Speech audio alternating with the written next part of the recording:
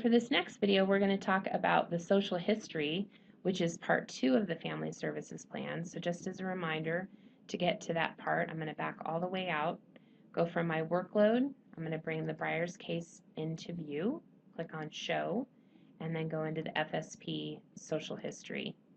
So essentially, if there's not a social history already created from a previous case, it's just going to come up as this blank box. And to click on or to bring a new social history into view, all we have to do is click on the New button. So for the social history, and this is generally completed by the intake worker, although that's not a firm rule, so you'll want to check out with your county. But essentially, we're listing when was the initial assessment completed, and then when was it accepted for ongoing services. So generally speaking, an intake worker would know this information off of their head and just through their assessment be able to answer the questions for the social history. So you do have two methods of completion. You can either answer each question individually, and there are a number of them, or you can answer all of the questions in a single narrative. That's completely worker style. I prefer, and I think if you're a brand new worker, you're probably going to want to answer each question individually to make sure that you haven't missed one. So the questions are listed down below. So for example, question number 1 is brought into focus just by highlighting, and you can just move your cursor in order to bring up the next question.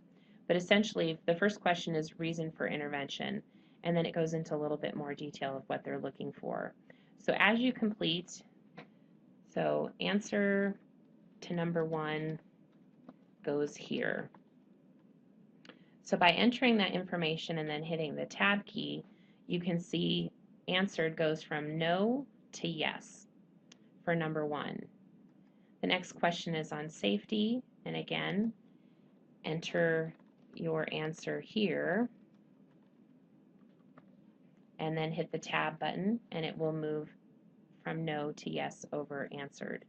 So essentially, those are just the first 2 questions. We're also going to fill in information about family perceptions, family strengths, family social supports, etc., all the way down to, there's a total of 13 questions, and then there's a 14th area if there's additional information that were not covered in the first 13 questions. So essentially, you answer all of the questions in the social history, and then you click on Add. And then you would have the option, if you wanted to print it off, for example, to show your ongoing worker, permanency worker who's getting the case, if they wanted to review this information, they could actually run a report and pull it up. It takes a second. But this is what it looks like when you print it.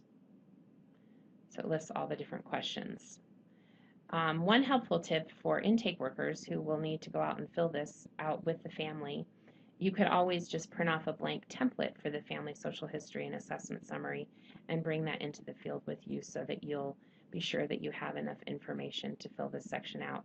However, generally speaking, all intake workers who are doing a thorough assessment are probably going to get the answers to these particular questions as well, but this information is being completed for the case side of trails in addition to the assessment side of trails. So essentially, it's pretty easy to fill out. It's just a little time consuming to add all the information, but it'll be really helpful for your ongoing permanency worker, and I'm sure they will appreciate your efforts. So that's it for this video.